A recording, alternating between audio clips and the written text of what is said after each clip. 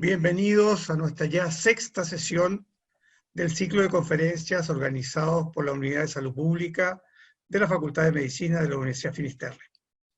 Para quienes no me conozcan, yo soy Alberto Duñac, decano de la Facultad de Medicina y anfitrión de este encuentro, en el que, al igual que en sesiones anteriores, pretendemos analizar desde diversas perspectivas, pero siempre con una aproximación académica, aquellos aspectos más relevantes de esta crisis sanitaria que nos afecta, la cual prevé para los próximos días un escenario particularmente complejo.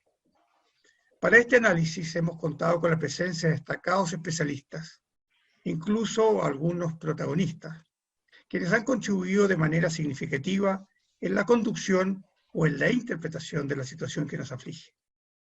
Al igual que la semana pasada, contamos con la presencia de otro destacado invitado, quien como académico, pero también como escritor, poeta y gran amante del saber y de la filosofía, desde el mundo de las humanidades, también ha tenido un rol muy relevante en la comprensión de los fenómenos que nos aquejan.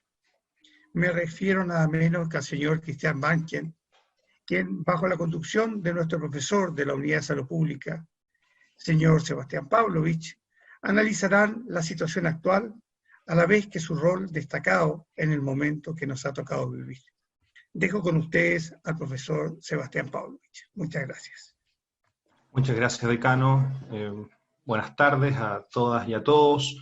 Bienvenidos a esta sexta jornada de conversaciones. Hoy día tenemos a Christian Banken como invitado, profesor de literatura, poeta, escritor, comunicador, entrevistador, conductor de televisión, columnista del diario El Mercurio, director de la editorial de la Universidad de Valparaíso, si mal no recuerdo, y conductor de programas de televisión, de entrevistas en persona y desde el jardín, creador y conductor de programas de radio, editor y director de periódicos como el famoso Noreste. Ha sido durante más de 10 años conductor de La Belleza del Pensar y después Una Belleza Nueva, y ha trabajado en distintas universidades, en proyectos académicos en la Universidad Finisterre, en la Universidad del Desarrollo y hoy día en la Universidad de Valparaíso. Bienvenido, Cristian. Muchas gracias por aceptar esta invitación. Gracias, Sebastián, por la invitación. Encantado de estar acá. Muy bien, bueno, nos acompañarán nuestros panelistas usuales, el doctor Marco Antonio Núñez, el doctor José Miguel Bernucci, el doctor Gabriel Cabá, y tenemos como invitado especial a este panel al doctor Álvaro Góngora, doctor en Filosofía, decano de la Facultad de Humanidades y Comunicaciones de la Universidad Finisterre. Bienvenidos. Bueno, el objetivo, Cristian y oyentes de esta entrevista, o de esta conversación más bien, es básicamente recorrer, hasta ahora las conversaciones hemos tenido con autoridades políticas, dirigentes gremiales, expertos, todo con el énfasis en la crisis sanitaria y económica que estamos experimentando. Y por otro lado, viene también la necesidad de incorporar la mirada de las humanidades. Estamos experimentando una crisis sanitaria, social y económica que en algún sentido se suma a una crisis política más profunda y arrastrada desde hace varios años y que hizo crisis quizás, o que tomó una forma completamente inesperada a partir de octubre del año pasado. Entonces podríamos decir que vivimos una crisis cultural más bien integral, donde el impacto de las redes sociales y las nuevas tecnologías ha alterado nuestras vidas de formas que no siempre podemos comprender todavía. ¿Qué nos pueden aportar las humanidades a la reflexión sobre los tiempos que vivimos? Ese es de alguna manera el objetivo que tiene esta conversación. Y para entrar en materia, primero en lo más personal, ¿cómo ha sido vivir para ti, Cristian, esta pandemia con todo lo que impacta nuestra vida cotidiana?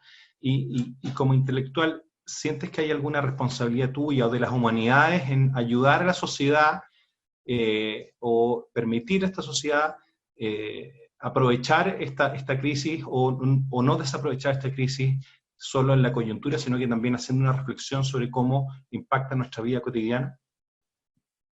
Sí, Sebastián, bueno, a ver, primero decir que, claro, obviamente he vivido esto como lo vive cualquier ser humano de a pie normal, con todas las vicisitudes de un confinamiento, pero obviamente que en una situación privilegiada en relación a las mayorías que están viviendo en contextos de hacinamiento situaciones muy difíciles y probablemente muy extremas. Incluso también sectores, diría yo, de la clase media chilena que están hoy día probablemente dando una pelea, intentar resistir para no cruzar la línea de la pobreza. Me ha tocado también en términos personales ver cómo algunas personas de mi familia, empresarios, mi señora que tiene un café en el centro, mi hijo que también tiene dos, prácticamente uno quebrado y el otro al borde de la quiebra, y a través de ello he conocido el drama de las pymes, de los pequeños empresarios. Por lo tanto, quiero decir que tengo claro que es un contexto doloroso, un contexto muy difícil, que yo creo que ha impactado de manera, en algunos casos, brutal la vida personal y privada de las personas, quizás como ninguna otra crisis antes. Ahora, claro, se habla de la posibilidad o de lo que ofrece este tiempo como de esta especie de frenazo en que estamos como congelados en un presente que no tiene un futuro, porque nadie se arriesga ahora ya, ni siquiera los ministros de la cartera, digamos, predecir qué es lo que va a pasar en los días siguientes, ¿no? Los economistas cambian día a día, de repente están un poco maníacos depresivos, de repente más eufóricos, después más depresivos. Y yo creo que lo primero es la humildad, es decir, lo que sí está claro es que evidentemente, y esto se lo escuché, esta frase la escuché a un profesor, Maximiliano Figueroa, profesor de filosofía de la Universidad Adolfo Ibáñez, que ha escrito libros muy interesantes, Ana Jaren, sobre también el Jorge Milla, en una conferencia que él hablaba que la pandemia da que pensar. En realidad, toda la existencia humana debiera dar que pensar, ¿no? El punto es que tal vez los tiempos vertiginosos, acelerados, en los que estábamos antes de este frenazo, hoy día al contrario, son tiempos más lentos, digamos. Uno ve cuando sale a comprar, no sé, el pan y regresa una ciudad casi fantasmal y eso es bien impresionante. Pero los tiempos veníamos eran tiempos de aceleración y tiempos tal vez poco propicios para el pensar, porque el pensar necesita, bueno, necesita tiempo, necesita lentitud, y tal vez una de las características de nuestro tiempo, al contrario, es la velocidad. Y yo una vez conversando hace muchos años atrás con un profesor de urbanismo francés, que se llama Paul Virilio, a quien entrevisté, él decía que la historia de la civilización es la historia de las velocidades, o sea, que cada tiempo tiene una velocidad propia.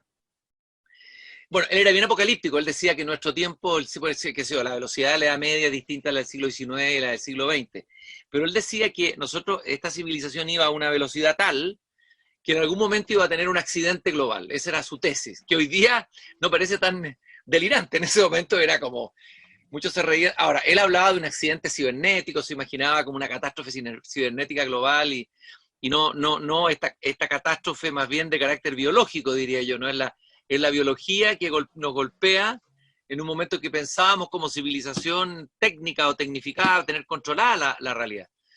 Entonces, en esa velocidad es muy difícil pensar, y tú hablabas de las redes sociales, por ejemplo. A mí me parece que tengo la sensación, yo no participo de las redes sociales, no tuiteo. Tuve una vez un Twitter que lo administré re mal, tiré 2 cosas, y tengo un Facebook de mis talleres, trato de meter contenido, entrevistas, cosas que hago que parezcan interesantes compartir. Pero de repente me llama gente, me llama mi hermana y me dice: Cristian, te están destruyendo en las redes sociales, gente muy acongojada y preocupada por mí, y yo, en total inocencia, digamos, vine a descubrir tarde, digamos, que habían estos linchamientos públicos y ese mundo virtual, ese mundo de las redes sociales, que es como una suerte, yo lo llamaba un circo romano, no permite, por sus características, esa lentitud, esa pausa, ese tiempo que yo creo que requiere el pensar.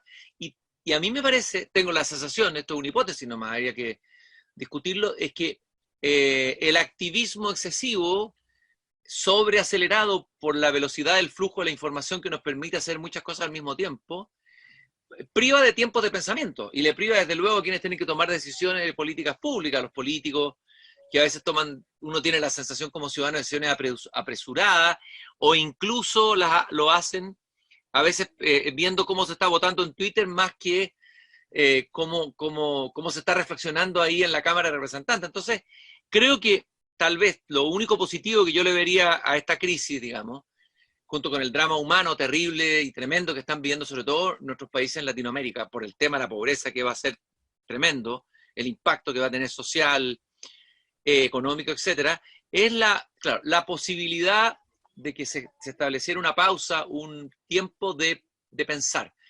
Pero para pensar, bueno, hay que aprender a pensar, porque yo no creo que la filosofía sea una cosa solamente de los filósofos, algo que requiera dominios técnicos. Yo creo que el pensamiento es algo natural de los seres humanos. Debiera ser natural. El filósofo chileno Jorge Milla hablaba de que de alguna manera nosotros teníamos que superar la existencia sonambúlica, decía él. Es decir, en el día a día, en el ajetreo, en la alienación, en nuestra existencia somos sonámbulos, o zombies diríamos hoy día en un lenguaje más contemporáneo, ¿no? Y lo contrario de ser zombie es estar vigílico, alerta con uno mismo, alerta con su propia existencia en primer lugar. La existencia, tu propia vida te da que pensar, tu vida es proyecto también, es proyección, y amerita una reflexión. Y a veces me da la sensación que estos tiempos son poco propicios, es propicio para otras cosas, pero no sé si para el pensar. Entonces, la pregunta es, ¿cómo abrir tiempos para el pensar humanista, que viene de otro tiempo, en estos tiempos de aceleración? Esa es una pregunta que no tengo, por supuesto, resuelta. En ese sentido, me acordaste esa frase de Umberto Eco, que decía que las redes sociales le han dado voz a una legión de idiotas. ¿Compartes tú una frase tan dura como esa? ¿O le das algún tipo de matiz? Yo de lo que recuerdo la columna de Eco, que escribió varias antes de morir, como observador y testigo de otra generación. O sea, él era un inmigrante digital, como lo soy yo también, y el mayor todavía. Recuerdo que él decía que antes el idiota, aunque la palabra idiota tiene una connotación positiva, si uno la dice en versión dostoyevskiana, o sea, el idiota puede ser alguien simple y puro, noble de corazón, digamos. El tonto del pueblo, ¿ya? Digámoslo con todas sus letras y con toda la brutalidad, el tonto del pueblo, cuando habla y dice una tontería en el bar, eso queda en el contexto del bar. Pero hoy día el tonto dice una tontería y esa tontería tiene una amplificación y una multiplicación y se viraliza por todas partes, digamos, se amplifica. Yo no sería a mí no me gusta ser tan severo, no me gusta tratar a las personas de tonta en primer lugar. No me gusta ese mirar Es que en algún sentido esa voz tiene la misma legitimidad que cualquiera otra. En el fondo, las redes sociales también han dado ese espacio de legitimidad que quizás antes estaba reservado para los que se ganaban el espacio de la representación. Y hoy día ya no, en algún sentido no se necesita esa intermediación para escuchar nuestra voz. Pero eso genera demasiado ruido. En el fondo, tenemos una sociedad donde hay demasiado ruido y donde además muchas de nuestras certezas en el fondo están hoy día en duda. Y ahí es donde efectivamente pareciera que buscamos, o cierta élite busca su refugio en las humanidades, pero donde la mayoría no haya refugio alguno. Sí. Bueno, a ver, digamos, como todas las cosas, obviamente que las redes sociales, el tema, yo no creo que haya que demonizar ni la tecnología, ni tampoco demonizar a las redes sociales, ni demonizar a las personas, digamos. No creo en las caricaturas, creo que la realidad siempre tiene luces y sombras, evidentemente, y la tecnología en sí misma no es que sea buena o mala, depende cómo se la use, evidentemente. Claro que es positivo que se democratice la conversación, ¿no es cierto?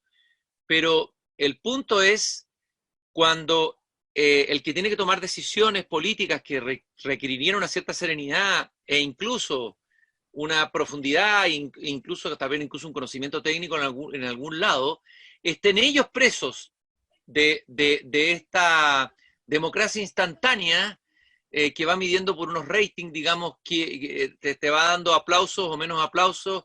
Eso a mí me parece complicado. O sea, y yo creo que más bien diría yo que es la farandulización de la política lo que me parece complicado, que se puede dar con más fuerza en las redes sociales, pero se puede dar también en los matinales. Y yo creo que también lo que sería interesante, creo que probablemente lo es también, como yo no me muevo tanto en las redes sociales, no te puedo dar una opinión sobre esto, pero que las redes sociales se constituyan en un espacio de conversación, un espacio de diálogo y un espacio de intercambio, y también desde la humildad. O sea, a mí me parece que, te voy a dar un ejemplo, no sé, aparece alguien planteando un pensamiento o diciendo algo, y vienen personas que ni siquiera tienen la mínima formación para emitir un juicio, sino que emiten un juicio porque sí linchan a esa persona, sin ni siquiera haber leído lo que dijo ni nada, sino que la linchan simplemente por lincharla. Bueno, yo creo que también las cosas creo que en la vida tienen cierta jerarquía, uno cuando era alumno en la universidad y había un profesor, un maestro que uno pudiera después rebelarse contra él es otra cosa, pero caramba, o sea, uno escuchaba a ese maestro, le hacía preguntas a ese maestro tal vez de la humildad, del desconocimiento, de la ignorancia, pero a veces hoy día hay personas que desde la ignorancia total se dirigen en jueces morales o en predicadores en el contexto de las redes sociales. Eso es el equilibrio que yo creo que hay que cuidar y probablemente a ver, este es un primer momento, es la disrupción de las redes sociales con todo lo bueno y malo y es probable que haya una regulación o autorregulación de esas mismas redes sociales. Y de hecho yo creo que hay un debate en varios países, incluso en Estados Unidos, sobre cuán positivas o dañinas pueden ser estas redes sociales para la democracia, por ejemplo. Es una pregunta que habría que hacerse. No es que yo tenga la respuesta, pero es una pregunta que está ahí, presente. Volviendo un poco a eso, a esa parte de la conversación y a la experiencia personal, a ti te invitó el Mercurio y Care a hacer entrevistas en las últimas semanas, y dentro de esa entrevista, hace algunas semanas, te tocó conversar con Jaime Mañalich, a propósito de si los políticos o no caen en esta vorágine de las redes sociales. Antes de hablar de las reacciones que provocó esa entrevista, ¿con qué sensación te quedaste? Un tipo que se dice creyente, que a la vez se siente interpretado por el darwinismo, que ahí te tiró una frase que recordando o parafraseando sin decirlo a un diálogo de la película Matrix, en que dice que el ser humano es el peor virus que habita el planeta. ¿Es así? ¿Tú crees que deberíamos sentirnos avergonzados de pertenecer a esta especie? ¿Es el planeta el que se está defendiendo a través de un minúsculo microorganismo? ¿Con qué sensación te quedaste de esa entrevista? A ver, en primer lugar, mi metodología para entrevistar a alguien es tratar de, por supuesto que es inevitable el prejuicio y siempre uno tiene un prejuicio sobre las cosas, nunca llega en estado de inocencia ni ante la realidad ni ante otras personas, pero mi metodología de trabajo es tratar de llegar con más información sobre la persona, investigar sobre él desde distintos lados, personas que lo conocieron. Yo de Mañalich no sabía prácticamente nada, como ciudadano lo conocía por lo que veía en los medios de comunicación, y fui conversando con distintas personas y siguiendo un poco sus entrevistas, y me fui dando cuenta que tenía más dimensiones que una caricatura que se había hecho de él, un tanto simplista. Yo mismo tenía una imagen anterior de él muy negativa, de Jaime Mañalich. Ahora, siempre es verdad que cuando uno se encuentra con alguien cara a cara, es distinto que observarlo desde afuera y es probable que vas a tener, esa es la diferencia del encuentro cara a cara, pues, que hay un riesgo en el sentido de que se produce inevitablemente una empatía, un acercamiento a algo que va a hacer que el personaje deje de ser la caricatura que uno tenía antes.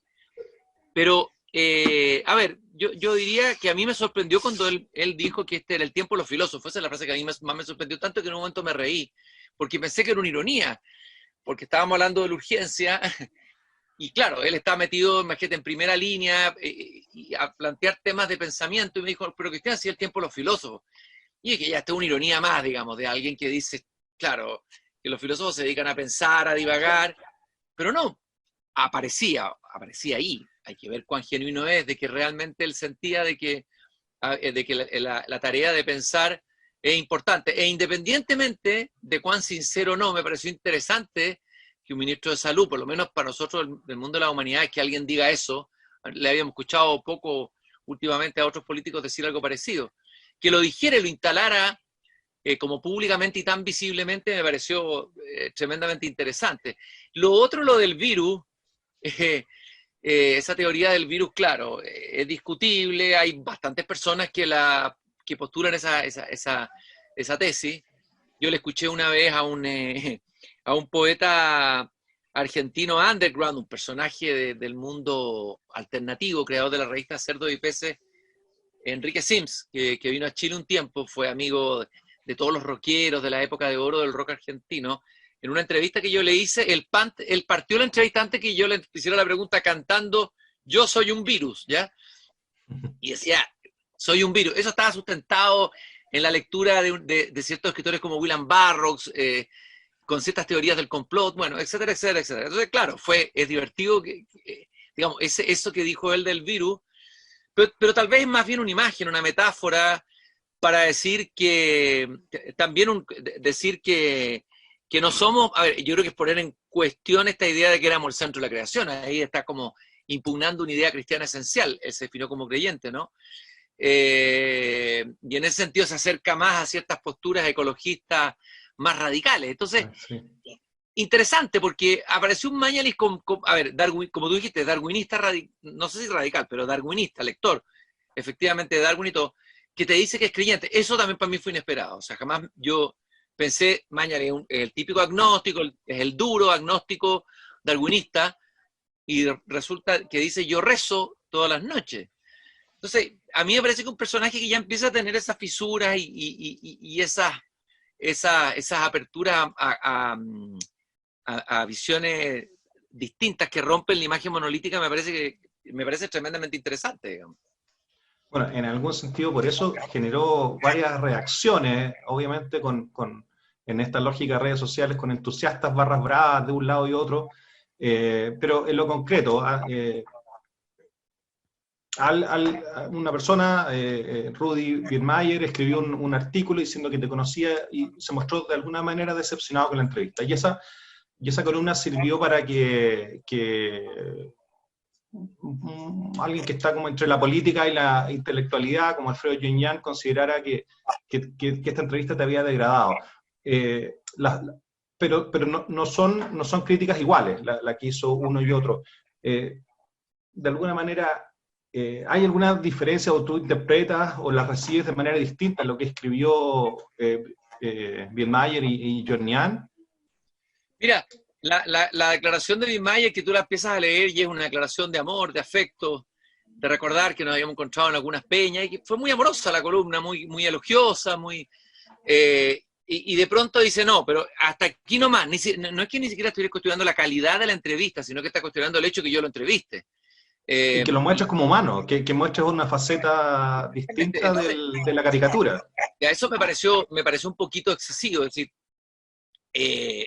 ¿por qué a ver, ¿qué hace que yo no, a ver, yo como comunicador o periodista, aunque no soy periodista con título, sino que ejerzo periodismo, en un programa de entrevistas a autoridades públicas, porque no es la belleza de pensar, es distinto si hubiera entrevistado a Mañalich en el programa La belleza de pensar, ahí te creo que habría sido algo un poquito, habría sido interpretado, podría haber sido interpretado de otra manera, como tratar de hacer un lavado de imagen llevándolo, no sé, a un programa que era un programa de intelectuales, de filósofos. No era el caso, este es un espacio distinto.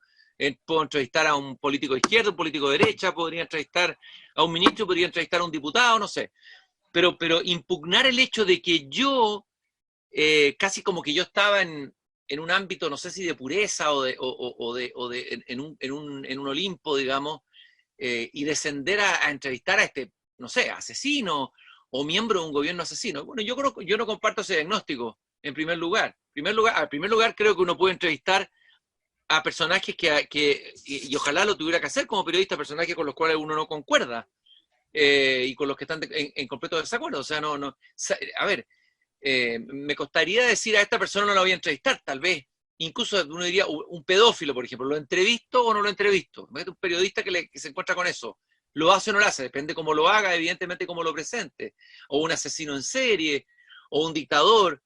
Me parece que impugnar el puro hecho de entrevistar a Mañalich me parece un poco excesivo. Y además parte de un supuesto, y si tomamos el supuesto como correcto de que este es un gobierno asesino, bueno, yo ahí tengo discrepancias. Yo no creo que esto sea una dictadura. Yo viví una dictadura y sé lo que es una dictadura. No me gusta este gobierno. No voté por él. No me gusta Piñera. Y estoy muy tranquilo porque escribí muchas columnas en un periodo electoral advirtiendo que el gobierno de Piñera iba a tener dificultades. Incluso algunas, no quiero decir proféticas, va a sonar muy presuntuoso, pero fue una intuición o un chiripazo, como tú quieras, en que digo que Piñera va a tener una crisis en la mitad de su mandato muy grave y que es muy vulnerable hoy día como presidente, porque reúne todas las características que van a recibir todo el odio y la sospecha de parte de la población, que está cabreada esto antes del 18 de octubre con los escándalos económicos y los escándalos políticos. Pero resulta, bueno, la ciudadanía eligió a Sebastián Piñera, yo por lo menos soy demócrata, creo serlo, Creo que si la ciudadanía eligió a Sebastián Piñera, lo eligió y el presidente, nos guste o no nos guste, a mí no me gusta, pero el presidente no es un dictador, ha cometido errores garrafales, hubo violaciones a los derechos humanos, por supuesto que los hubo y son deplorables y lamentables, pero aquí no ha habido violaciones sistemáticas a los derechos humanos, esto no es un gobierno asesino ni mucho menos, y no es homologable a la dictadura de Pinochet. Yo ahí veo un delirio en un sector de la izquierda, francamente lo veo como delirio, me cuesta verlo. Quizás yo no lo estoy viendo, estoy ciego y no veo a una dictadura, que terrible, porque significa que no me doy cuenta que estamos en una dictadura feroz y terrible, digamos. Más bien veo un gobierno inoperante, veo un gobierno que comete errores garrafales de repente y toma decisiones discutibles, pero no veo una dictadura, no creo que Sebastián Piñera sea un fascista, ni tampoco que Mañalich sea un fascista, entonces no participo de eso. Y eso parece lo que se está impugnando, o sea, la persona que me coloca diciendo, tú no puedes hacer esto, es como decir, tú eras parte de nosotros, eras parte como de una cierta pureza, de un mundo de izquierda lleno de ideales, y ahora bajaste al pantano, o sea, entraste en la escoria del fascismo. Eso me parece a mí un poco, no sé, a mí Totalitario, dilo, totalitario. o sea, es que hay que decirlo, yo creo que yo he sentido pulsiones totalitarias desde hace harto tiempo, y quiero decirlo con claridad, no estoy diciendo que esto sea el movimiento social, y al contrario, creo que esas pulsiones totalitarias y esos grupos radicalizados le han hecho un daño enorme al movimiento social, que por lo demás me pareció un movimiento ejemplar en el momento en que aparece, cómo se manifiesta y lo que provocó, digamos, lo que terminó provocando, que es la posibilidad de un cambio constitucional. Pero estos grupos que se colocan desde un púlpito de superioridad moral y además se erigen como jueces y tienen la pinta de inquisidores o de comisarios totalitarios, a mí personalmente no me gustan, creo que le hacen un daño enorme a la izquierda, a una cierta izquierda de la que yo me siento parte, o centro izquierda, yo ya no sé, me siento un poco náufrago, pero por ahí estoy, ese es mi domicilio por una lealtad atávica, pero yo creo que, y eso lo vemos a veces en las universidades, lo vemos en muchos lugares donde lo que termina pasando finalmente es la inhibición, porque es duro que te golpeen de tu propio lado, que te critique a alguien del otro sector, no te va a herir tanto, pero que te peguen y te linchen. Yo lo he visto, yo he visto personas de izquierda que se inhiben, una cosa es lo que te dicen en privado y otra cosa es lo que te dicen en público. Bueno, eso ya es porque estamos en una especie de pretotalitarismo, digamos, y yo creo que es eso lo que hay que, yo personalmente ya estoy cansado de quedarme callado. Yo creo que hay que, y afortunadamente lo positivo de todo esto fue la carta que salió en mi apoyo, porque ahí firmó gente muy distinta, firmó un diputado del Frente Amplio, firmaron diputados socialistas, gente de izquierda, salió una voz de un sector de izquierda diciendo ya basta, o sea, basta ya de linchamiento, basta de funa, basta de caricatura, demos un paso adelante y concentrémonos en los temas importantes, en la política con un cierto nivel, no sé, de discusión. Hay otras prioridades, sobre todo hoy día en el contexto de la pandemia, me parece que no, es decir, creo que está fuera de foco. Y lo de Yoñán, yo creo que le pasó a Yoñán lo que nos puede pasar a todos nosotros, por eso que yo no me meto en las redes sociales. Se le fue el dedo, y en un momento en la noche, no sé en qué estaría, a lo mejor, bueno, una vez en la noche está tomándose un traguito, y de repente está más suelto de lengua, y escribe la frase, nos tira esa frase, y dice, Christian Banken se ha degradado. Esa palabra es una palabra igual con una carga moral impresionante, ¿no? Entonces, yo creo que se dio cuenta que se equivocó, no es abrupto y yo no tengo nada contra él, creo que es una persona respetable, Yoñán no es un comisario ni es un personaje, pero creo que se equivocó nomás, pues se equivocó porque termina, termina opinando en ese espacio de debate público que tiene el riesgo de sacarnos la parte más pulsional y la parte menos racional, como son las redes sociales. Después de esa entrevista entrevistaste a Carlos Peña, al decano Peña, y una entrevista muy, muy interesante. Hablaron de la nobleza de la política, también de sus oscuridades, de la necesidad de encontrar sentido y ocupar una expresión en nuestra radical condición de indigencia. y que al fondo se revela en estos tiempos, en cual el temor de alguna manera hace surgir las peores pulsiones humanas, nos hace renunciar a derechos ganados a costa de sangre, y también nos arrastra a cometer actos viles. ¿Cómo sorteamos en esta época esta tensión entre colaboración y competencia, entre diálogo y conflicto? ¿Cómo lo hacemos para no aniquilarnos? ¿Qué crees tú? ¿Qué es lo que viene después del COVID? En el fondo, ¿debemos temer al gran hermano que se fortalece o lo que viene es un escenario más de anarquía? ¿Qué está más cerca? ¿Para dónde va a caer la moneda? Mira, aquí voy a meter en un terreno que no son míos porque yo no soy analista internacional, pero voy a llevarlo un poquito más arriba de la sociedad chilena. O sea, a mí me parece que la pandemia nos pilló en un contexto internacional muy desfavorable. No había un orden mundial, más bien hay un desorden mundial, es lo primero que llama la atención, y muchas fuerzas que tienden más bien a ir hacia adentro, a levantar barreras, levantar fronteras, levantar muros, autoaislarse, considerar al otro como un enemigo, es decir, un orden mundial bastante fracturado y bastante vulnerable. Y eso yo lo encuentro tremendamente peligroso. Creo que, como lo dijo un epidemiólogo que le escuché el otro día, no me acuerdo si es sueco o algo así, decía, la única manera de salir de esta pandemia rápido o más rápido es con la cooperación internacional y con un mundo que va en una misma dirección, que comparte datos, comparte información, está en una misma dirección. Y resulta que no tenemos hoy día.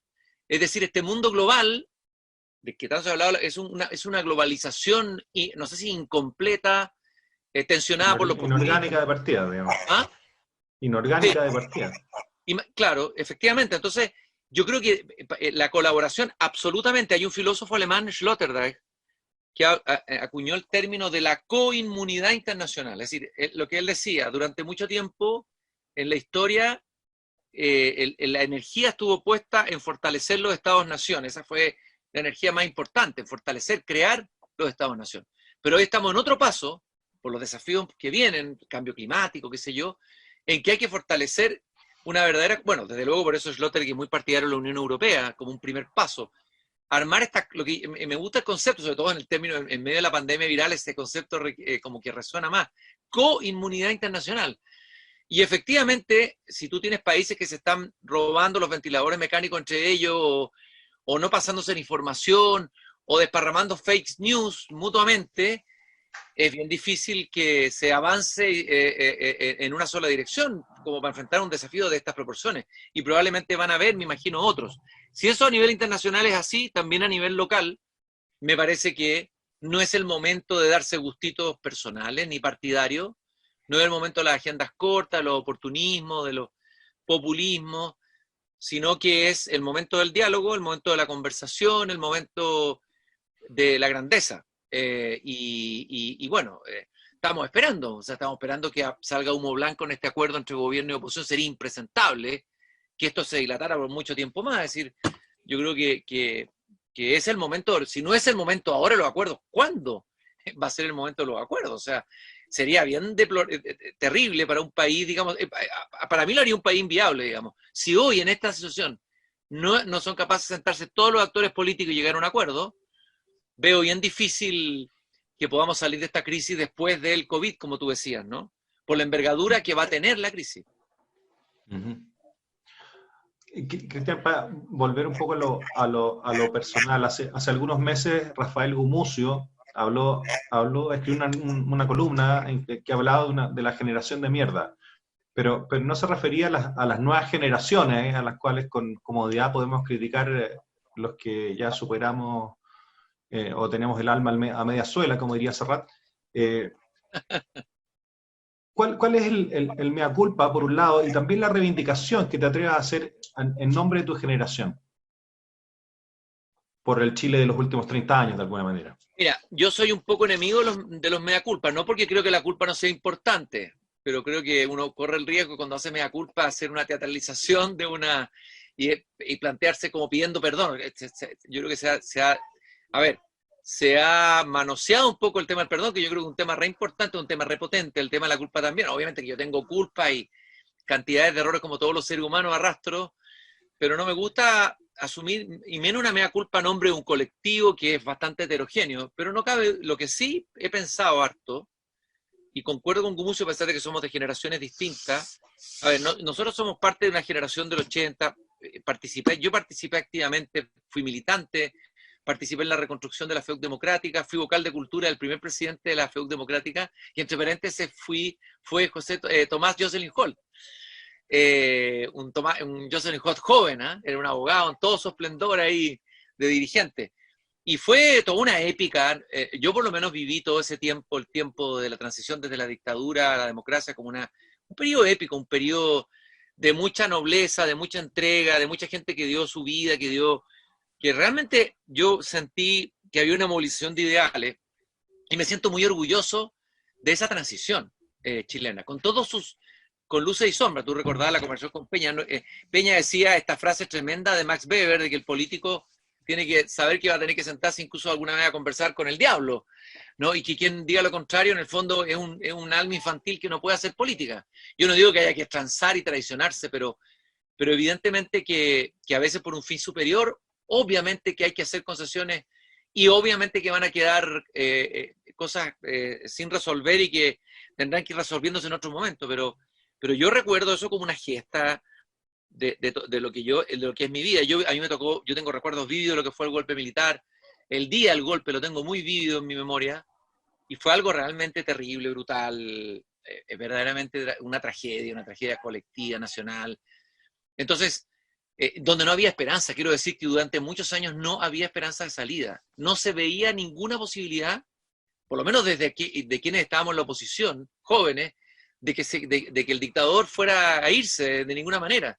Entonces, cuando se abre esta posibilidad y cuando aparecen políticos que son capaces de ponerse de acuerdo y encabezar dirigentes con coraje, con claridad, estamos hablando de tipos como un Patricio Elwin, un Ricardo Lago, que le podremos criticar montones de cosas, pero de los políticos chilenos que yo he conocido, creo que hay pocos que le lleguen ni siquiera a los talones, quiero decirlo con todas sus letras, hay que darle tiempo, obviamente. Y bueno, y yo me siento muy orgulloso de esa transición, y lo que sí puede ser es que de alguna manera no se construyó un relato con eso, no se, digamos, dentro de la izquierda hay yo creía que la mayoría de la izquierda se sentía orgullosa de lo que se había logrado, y hay una parte en el alma de la izquierda que no estaba contenta, o que de repente se dio cuenta que todo esto era un horror, y que era una tradición a los principios. No sé, algo pasó, hay que hacer un psicoanálisis a la izquierda, digamos, ¿no? Y el alma autoflagelante terminó por aplacar a la auto, ¿cómo se dice? A la otra alma, digamos, ¿no? Yo creo que obviamente que el proceso tiene... A ver, nadie autocomplacente. Yo no creo en los procesos impolutos, no creo que haya sido... No creo en eso, en levantar ciertos momentos al grado de pureza. Obviamente que fue impuro, fue hecho en... Bueno, hay cosas que nos hicieron bien, no cabe duda, hay vacíos de todas maneras, hay insuficiencia de todas maneras, pero con todo, fue una transición ejemplar a la democracia. Y nosotros no se construyó ahí un relato, y no fuimos capaces de transmitir ni siquiera a nuestros propios hijos el orgullo por eso. Entonces, de repente, nosotros que habíamos participado en eso, aparecemos diciendo, no, si los 30 años fueron horrorosos, en la oscuridad, esto fue el neoliberalismo. Pero ¿cómo? A ver, estamos negando una parte de nuestra propia historia. O sea, yo he visto gente de mi edad que yo vi participar en el proceso, que incluso tuvieron cargo en los gobiernos de la concertación, de repente apareciendo, golpeándose el pecho y lanzando unas prédicas, digamos, demonizadoras de todo de lo que ellos mismos habían construido. Hay una esquizofrenia, hay una cosa que a mí me complica. Yo creo que ahí tenemos un problema fuerte como generación. Y lo otro, yo no participé en la política, yo fui militante, pero después me salí. Pero siento que no se le dio espacio en la política, se instalaron ciertos liderazgos, los varones, los condes, como se los llame en los distintos partidos políticos, que no le dieron espacio a nuevas generaciones. Yo creo que a nuevas generaciones tiraje la chimenea, a nuevos liderazgos que necesitaban tiempo para foguearse, Y ahí yo creo que ahí se instalaron en el poder, pues se achancharon, no quisieron soltar el trono donde estaban. Pues. Entonces, yo creo que eso sí fue, yo creo que ha sido muy negativo, y tenemos un desfase porque tenemos gente joven, nueva, pero le falta tiempo. Entonces, no tenemos líderes hoy día. Lo que tenemos es muy precario, muy feble, encuentro yo. Y eso yo creo que ahí hay un mea culpa a hacer. Uh-huh. Muy bien, muchas gracias. Voy a leer una pregunta que nos llega por las redes. Dice, ¿cuál es el mayor impacto que las humanidades y el pensar podrían ayudar a crisis sociales en tiempos del COVID? ¿Y cómo hacer que esta oportunidad nos dé un paradigma en la conciencia colectiva para hacer comunidad hoy? ¿Cómo hacemos comunidad hoy a partir de esto? Mira, ahí hay un problema de fondo que creo que lo conversamos con Peña, y es que la modernidad, esta modernidad de la que formamos parte, digamos, lo que hace es darle al sujeto, al individuo, una autonomía. Lo que desarrolla es la autonomía del individuo, ¿no es cierto? Y todo reposa en la subjetividad de ese individuo. Eso implica que un individuo que tiene más libertad, que tiene más posibilidades, que se va desarrollando, y claro, eso tiene elementos muy positivos, digamos, pero en ese mismo paso, ese individuo ya no necesita la comunidad. Es decir, él puede, ¿no? Si quiero, puedo, ¿no? Y claro, el problema es si es posible volver a lo anterior o hay que pensar en nuevas formas de comunidad que no son las mismas que existieron antes. Formas de comunidad que yo creo que efectivamente una de las demandas que latía en el ámbito más subjetivo en la gente, lo que yo percibí en octubre es la nostalgia de un nosotros, la nostalgia de una comunidad. El tema es que no van a ser ya las comunidades que ya desaparecieron, digamos. Desaparecieron los barrios, fueron desapareciendo, bueno, las mismas comunidades de base de las iglesias, o sea, todo eso que era un tejido social muy importante en la sociedad chilena, de contención, de apoyo, y ahora nos damos cuenta de lo importantes que eran, pero al mismo tiempo somos individualistas, igual queremos que nos vaya bien, queremos ganar, entonces tenemos contradicciones internas muy grandes. Y yo pienso que las humanidades, digamos que estamos hablando de la humanidad como algo general, pero me da la impresión, tengo la sensación de que el pensamiento humanista nos hace por lo menos hacernos algunas preguntas, desde luego cuestionar el momento en que vivimos, nos obliga también a mirar al otro. Yo creo que hay toda una dimensión del pensamiento humanista contemporáneo donde el otro, pienso en un filósofo como Emmanuel Levinas, que habla del rostro del otro, ante un rostro yo no puedo matar, dice Levinas. Todo el tema de la otredad, todo eso, hay toda una dimensión de una filosofía existencialista, personalista, que incluye al otro, etcétera, que obviamente que puede ser un insumo importante en el momento de pensar las comunidades que vienen, pero tal vez las comunidades van a ser otras. No sé, pienso, comunidades virtuales, uno podría decir, no, la comunidad tiene que ser, pero a lo mejor sí, a lo mejor es posible que se logren o se estén constituyendo en este momento comunidades virtuales, formas de encontrarse virtualmente. Esto mismo que estamos haciendo aquí, algo inédito, ¿no? En que entran algunas personas, pero hay otras que yo no veo, pero que tal vez después se podría profundizar en ese, no sé, algo va pasando, que se va generando un tejido que tal vez sería interesante estar atento, pero yo lo que sí tengo la convicción es que el individuo solo, por mucho, y ahí puedo que discrepe yo de Peña, por mucho que crea que se la va a poder batir solo, el individuo finalmente siempre depende de otro. Y de nuevo vuelvo a Sloterdijk. Él acuñó un concepto en el libro Esferas que es el concepto de dividuo. La palabra, no sé cómo será en alemán, debe ser mejor la palabra, pero la idea es, nunca estamos solos y nunca nos hacemos solos. O sea, desde el momento que somos concebidos en el vientre de la madre, dependemos de ese otro que es la madre. Salimos y el lenguaje nos es dado por alguien que nos habla y nos mira, y siempre las cosas las hacemos en dúo.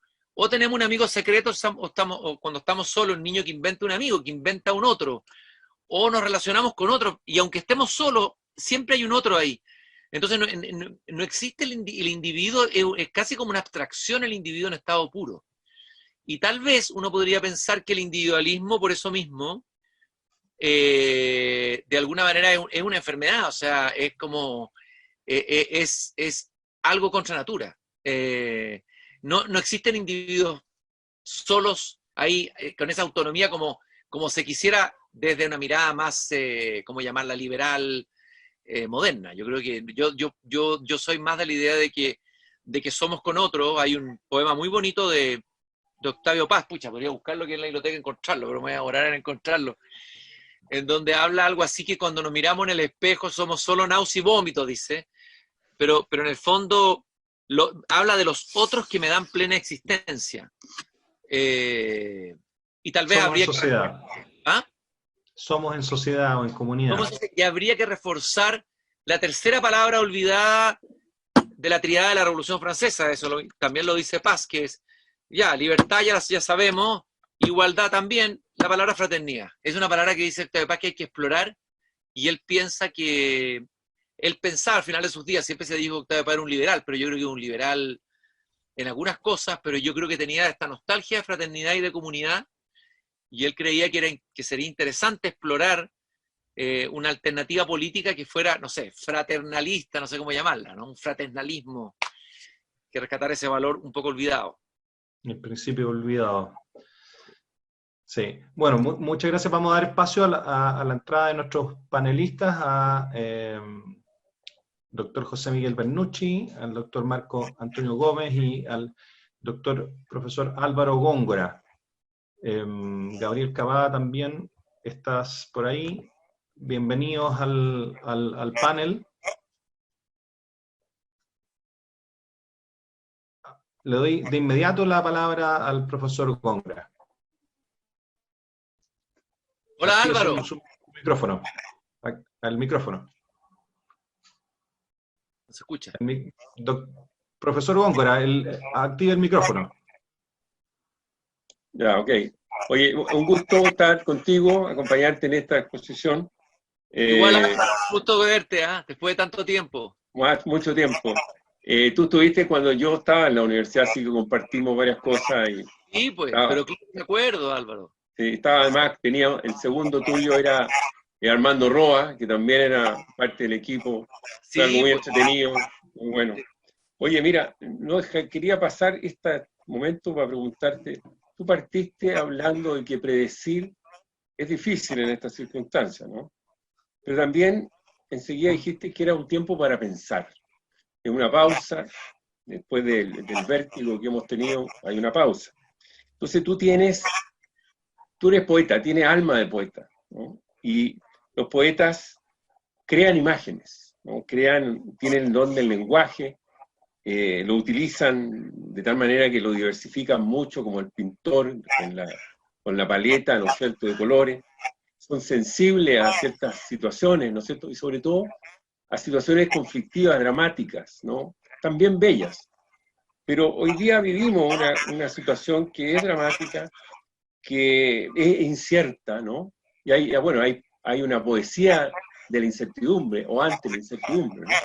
Entonces, yo quería preguntarte, desde esa perspectiva tuya, de varias que tienes, pero de esa, que es parte, como decía yo, de tu alma también, ¿cómo ves tú? No te digo que predigas, pero sí, ¿qué puede pasar al humano, al ser humano chileno? ¿Cómo se puede encantar, ¿no es cierto?, con una nueva realidad? ¿Cómo se puede entusiasmar con una nueva vida, que no va a ser la misma vida, va a ser una vida distinta? Y los poetas, yo pienso que, así como lo dice el tiempo de los filósofos, decía, ¿no?, puede ser también de los poetas, ¿no? O sea, que son muy sensibles, ¿no?, y pueden traducir esa sensibilidad en palabras. Entonces, ¿qué podrías decir tú, ya que cuesta mucho a uno, que es común y corriente, poder imaginarse lo que va a ser esta vida posterior? ¿Qué has pensado? Porque el silencio tuyo tiene que haber hecho pensar en esa nueva experiencia, esa nueva realidad que no sé cómo llamarla. Pero no me parece que nueva normalidad sea una buena palabra, pero lo que viene. Después de una incertidumbre, ¿qué es lo que viene? ¿Qué piensa el poeta? Mira, Álvaro, primero, bueno, reiterar el gusto de volver a verte después de tanto tiempo y guardo un lindo recuerdo de esa época en la Finisterra y las conversaciones que tuvimos, etc. Me alegra mucho que hayas tocado el tema de la poesía. Efectivamente, yo te diría que la poesía es como, a ver, yo siempre digo que la poesía es como, no sé si decirlo al revés o no, no sé si mi amante o mi señora, para decirlo con la filosofía. Tengo la impresión de que la poesía es mi amante, porque eso podría despertar a lo mejor más la fantasía, ¿no es cierto? Y que mi mujer es la filosofía. Eso es lo primero. Lo segundo, yo creo que la poesía es verdaderamente un pensar, una forma del pensar. De hecho, Heidegger, que tuvo este coqueteo al final de su, no sé si de su vida o en su madurez filosófica, con la poesía permanentemente y comentó filosóficamente a muchos poetas, Hölderlin y otros, dijo una frase bien potente, dijo, imagínate, Heidegger, un filósofo más importante del siglo XX, dijo, la poesía, se lo dijo a un grupo, había un poeta francés, un filósofo, dijo, la poesía ha pensado, la filosofía todavía no, dijo. Lo que quería decir era que la poesía ha revelado el ser, mucho más de lo que la filosofía ha revelado el ser dentro de la mirada de Heidegger, de la famosa, de la historia de la metafísica occidental. Y entonces yo creo que la poesía es el otro pensar de Occidente. Entonces vienen de la misma o a raíz de la filosofía y se separan, ¿no? Los presocráticos uno podría decir que eran pensadores poetas. Se habla del poema de Parménides, uno lee Heráclito y las máximas de Heráclito son muy poéticas, ¿no? Pero Platón expulsa a los poetas de la República en el libro 10 en un acto brutal, por considerar que la poesía era mímesis, era copia de la copia, y porque los poetas son irracionales, algo tenía razón, digamos, ¿eh? Son llorones, se quedan en las cosas. Y yo creo que efectivamente, para analizar la realidad y para entender situaciones tan radicales como esta, tal vez la razón, que es un instrumento muy importante en el debate público y en el pensamiento, la razón que viene desde el racionalismo cartesiano, tal vez es incompleta, tal vez le falten otras cosas. Y en ese sentido yo suscribo un concepto muy hermoso de una pensadora española discípula de Ortega y de Zubiri, que la considero una tremenda pensadora, que no es muy conocida, estudiada, que es María Zambrano, quien hablaba de la razón poética. La razón poética es la que, siendo razón, recoge todo lo que la razón o el racionalismo ha dejado en la sombra. Las entrañas de la vida, decía eso, ¿ya? Que es lo que ha recogido siempre la poesía, por lo demás. Y por lo tanto, tal vez, hoy día necesitamos, tú tienes razón, digamos, que la razón poética se despliegue, que es tan grande lo que estamos viviendo, que digamos, todo análisis se queda corto y los expertos, bueno, se han hecho agua varias veces ya, y tal vez hay que apelar más que digamos, los expertos en economía cambian de estado de ánimo todos los días, digamos, de acuerdo a cómo sube o baja la bolsa. Yo tengo amigos economistas que me han dicho, no, Cristian, esto va a pasar, y viene el rebrote, y después a la semana siguiente están deprimidos, ¿ya? Converso con amigos epidemiólogos, tengo un amigo virólogo, me dice, no tenemos idea, no conocemos el virus, mejor no hablo más con él, porque quedo con más inquietud todavía. Entonces, tú tienes razón que es el momento, y siempre en las grandes crisis, los poetas tienen una intuición, a pesar de que hay una anécdota de una señora que estaba hablando con un poeta francés, que se llamaba Jean Cocteau, y que le dice, maestro, ¿qué piensa usted de lo que va a pasar, no sé, en los próximos años en Europa, en esta crisis? Le dice, madame, je suis poète, non prophète. Señora, soy poeta, no profeta. Pero es verdad que desde siempre hay una vocación profética en la poesía. Es decir, es evidente que, y no solo los poetas, los grandes artistas, no estoy hablando de yo soy un comentarista de los grandes poetas, no me considero un gran poeta para nada, soy un poeta de segunda división, digo, y ya eso, a gran orgullo, dentro de Chile ese poeta de segunda división no está tan mal. Yo creo que efectivamente, a pesar de los mismos poetas, yo creo que es posible encontrar en la poesía ciertas intuiciones, ciertas imágenes, ciertos vislumbres, ¿no? Sí. Que puede venir. Ahora, si me preguntas a mí, de lo que viene, se me han ocurrido muchas cosas, pero no me atrevo a compartir. ¿Ah? Eso es lo que se te ha ocurrido, lo que has imaginado. Que puede ser un borrador, te fijas, pero has imaginado. Fíjate que lo que yo me imagino es un regreso al territorio. Tengo la sensación o a la tierra. Tengo la sensación de que hemos vivido de alguna manera atrapados entre abstracciones intelectuales, especulativas de distintos signos. Hablando en terreno político, la abstracción, por ejemplo, de los economistas, que está muy bien, los economistas tienen herramientas, no quiero demonizarlos para nada, una cierta abstracción economicista que también empieza a hacer agua y que se desvincula muchas veces de la realidad existencial. Y por otro lado, la abstracción de la izquierda habla, esto lo dice Hugo Herrera, me parece interesante, una abstracción moralizante de la realidad, muchas veces desvinculada, y yo creo que tal vez, yo intuyo, percibo, no sé, siento, quisiera tal vez, de que tuviéramos un regreso al territorio. Y tengo la intuición de que hay muchos jóvenes, muchos dicen que el mundo no va a cambiar después de esto. Es probable que el sistema, el sistema capitalista no se va a derrumbar, no creo lo que dice Zizek, que va a ser reemplazado. Zizek habla de que un comunismo del desastre, así le llama, va a reemplazar el capitalismo del desastre, ¿ya?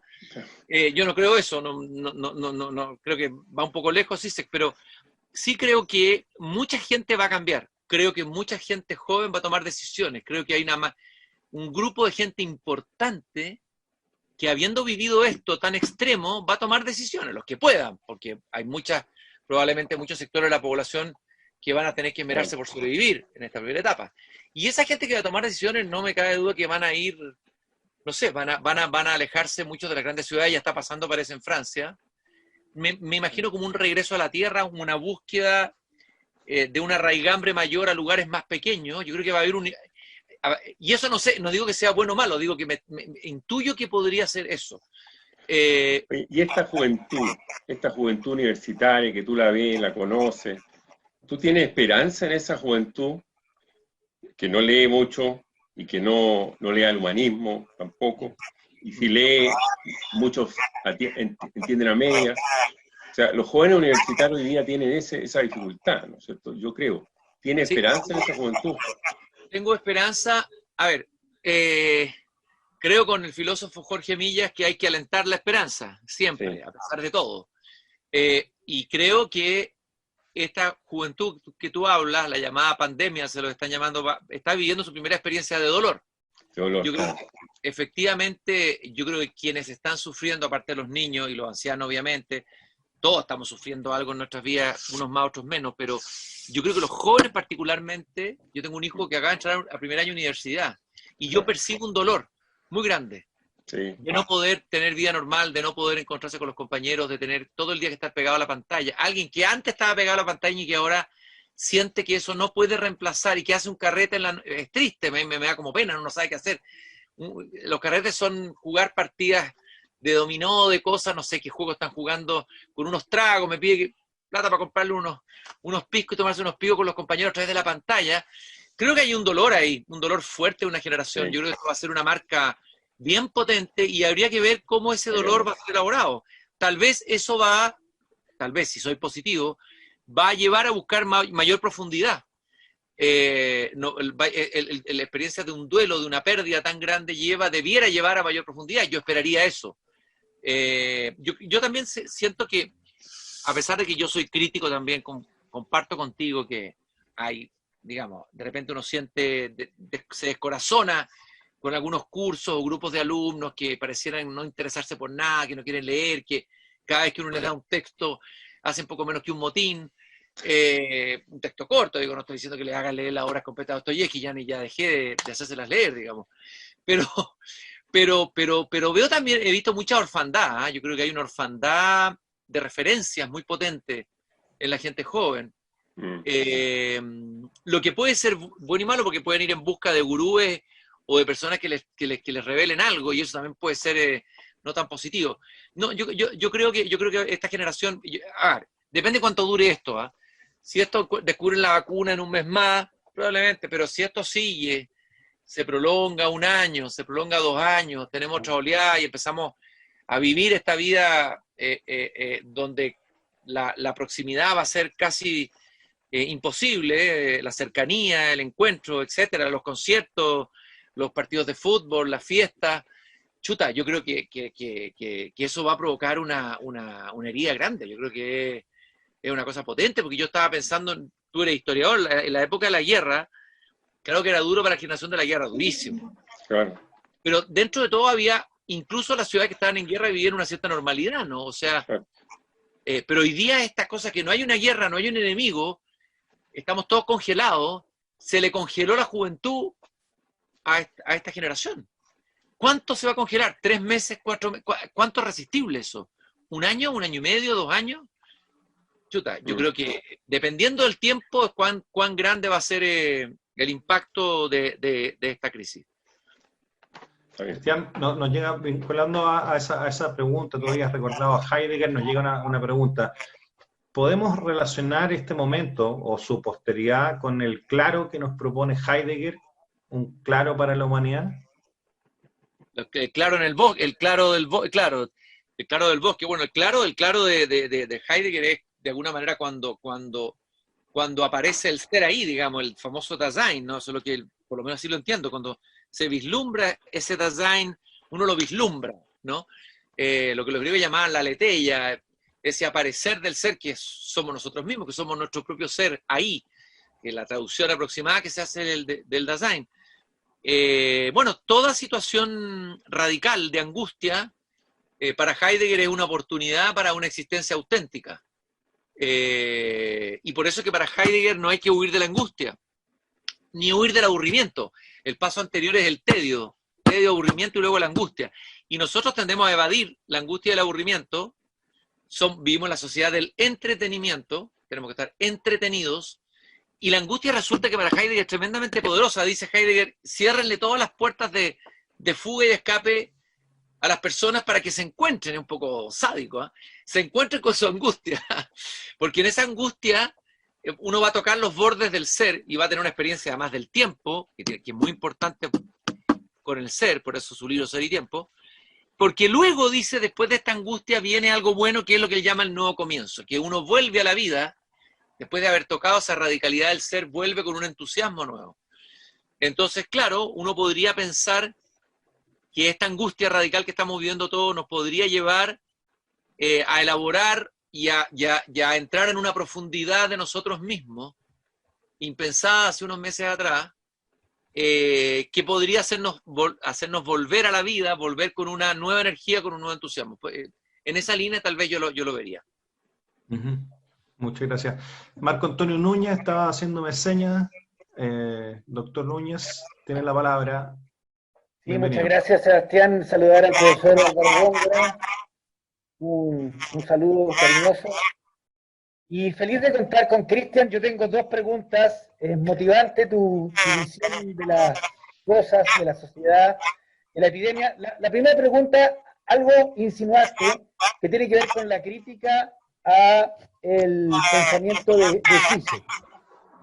¿En qué sentido? Él plantea que esta pandemia lleva una reducción, un fin del capitalismo, y el coreano alemán Byung-Chul Han lo confronta, y él cree que no, que esto, a propósito del mayor éxito en reducir los infectados y la epidemia, su impacto en las sociedades orientales, porque están acostumbrados a mayor autoritarismo, porque son más confucionistas, por ahí va la salida en una sociedad digital que lo controla todo, que es capaz de tener millones de cámaras, que te mide la temperatura, que hay drones que van a tu casa, que te determina dónde están los infectados.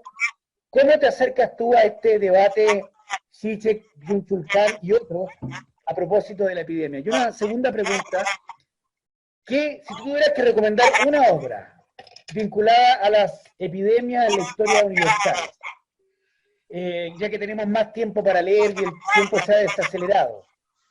Está de Cameron, de Boccaccio, Muerte en Venecia, de Mann, La Peste, de Camus, Máscara a la Muerte Roja, que es un gran cuento de Allan Poe, El amor en los tiempos de cólera, que al final el barco se van porque hay una cuarentena. Si tú tuvieras que recomendar una obra vinculada a la pandemia, ¿cuál sería?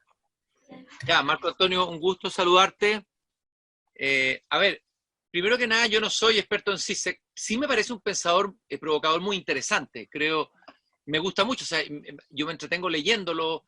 Me gustan sus provocaciones. Me gusta esta mezcla que hace cuando mete el cine y lo mezcla con política.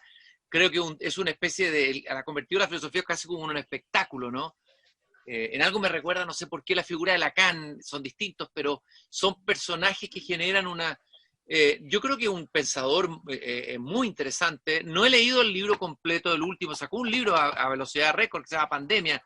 Solo pude leer, de hecho lo encargué hace poco, leí un extracto digital donde aparecen esbozadas esta idea, por lo tanto quiero ser muy prudente en que no he leído en profundidad su libro Pandemia. A ver, yo no veo difícil, que mientras no se encuentre un sistema que sustituya al capitalismo, y no lo veo en el horizonte, no veo dónde está ese sistema posible, veo difícil. Yo creo que primero que el capitalismo primero hay muchos tipos de capitalismo en primer lugar. El capitalismo que nosotros hemos vivido en Chile tiene ciertas características que a lo mejor probablemente hasta Adam Smith, que es el padre del capitalismo, se revolcaría en su tumba, ¿ya? Si uno lee los textos básicos de Adam Smith, que son La riqueza de las naciones, y también el libro más dedicado al tema de la moral, uno ve un Adam Smith muy, muy severo y muy riguroso, en el sentido que una sociedad con una cantidad de pobres no hace inviable un capitalismo, una economía de mercado tal como él la pensó, y etcétera, ¿no? Habla de la empatía. Hay montones de cosas que da Adam Smith que hay que volver a leerlo. Yo creo que ni siquiera los mismos capitalistas han leído a Adam Smith, y bueno, la mayoría de la gente no ha leído a Adam Smith. Por lo tanto, yo creo que hay muchos capitalismos, o sea, hay muchas formas de capitalismo distintas. Yo más bien, hasta el momento sería prudente, pienso que se podría pensar en un capitalismo socialdemócrata con un nuevo aire. Me podría imaginar eso. Eugenio Tironi habla de que todos vamos a salir más socialdemócratas de esta crisis, ¿ya? Por el papel del Estado, etcétera, etcétera. Pero soy prudente, no quiero hacer futurología política porque no es mi especialidad.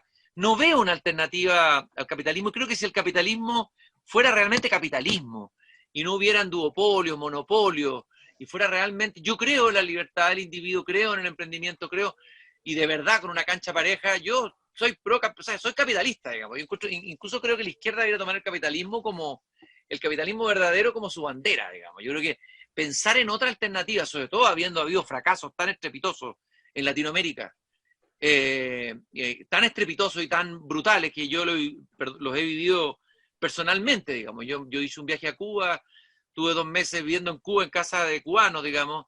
Tengo amigos poetas y escritores, y para mí la experiencia de Cuba fue una decepción brutal. Tengo amigos venezolanos, amigos muy cercanos, he vivido el proceso de Venezuela cerca, etcétera. Incluso soy muy crítico de lo que pasa en Argentina. Soy crítico prácticamente de todos los lugares donde se ha intentado encarnar las ideas anticapitalistas, y creo que el resultado es un desastre total. Y creo que no reconocer eso, no hacer ese duelo, que la izquierda no hagamos ese duelo, nos ha hecho pésimo, porque deberíamos colocar la energía en pensar en el futuro y no quedar atrapados por formas de hacer política que están condenadas al fracaso y que llevan a los pueblos mayor sufrimiento. Dicho esto, sí creo que hay que mejorar el capitalismo que tenemos, eso de todas maneras. Creo que hay que hacer reformas, creo que hay que hacer cambios, creo que hay que hacer ajustes, un capitalismo distinto, no un capitalismo dinástico como el que tenemos de repente en Chile, porque de repente realmente parece un capitalismo dinástico.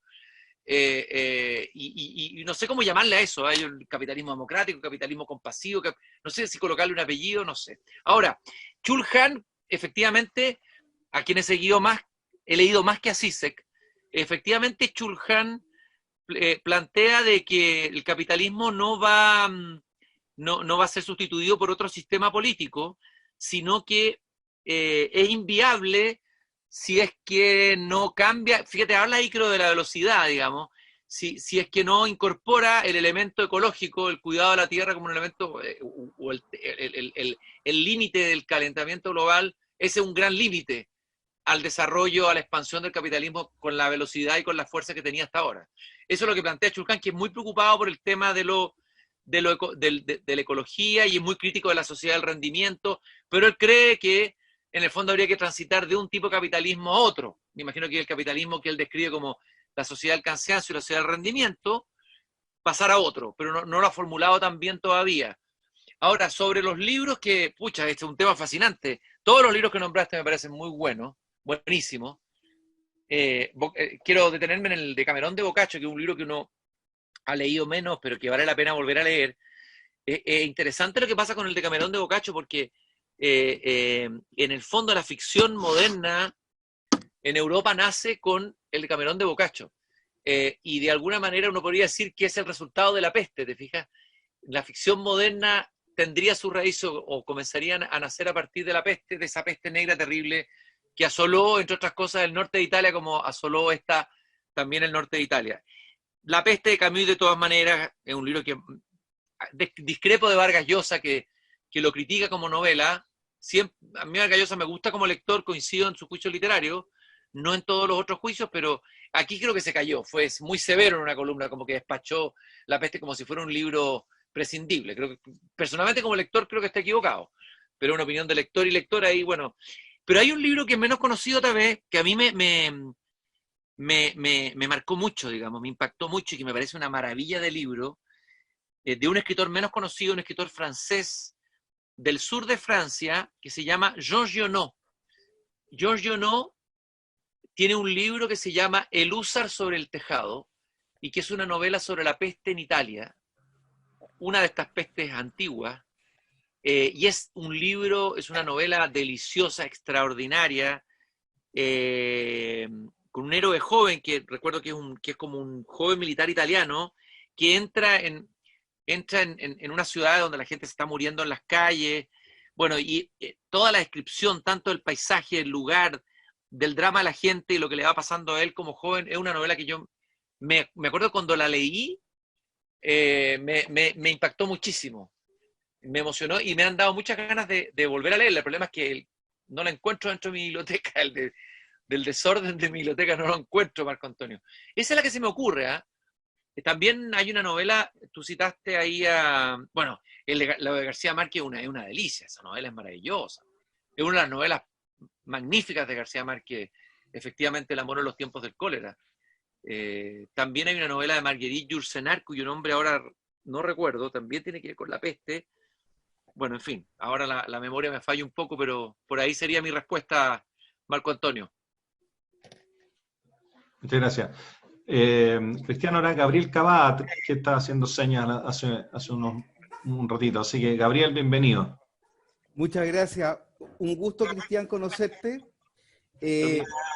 Yo creo que, bueno, tenemos un origen común. Yo fui presidente de mi centro de alumnos en la primera federación de Jocelyn Hall de la Católica. Probablemente en esa época nos habríamos visto alguna vez y hoy día nos cuesta reconocernos. O tú a mí al menos. ¿Tú estudiaste qué? ¿Qué estudiaste tú?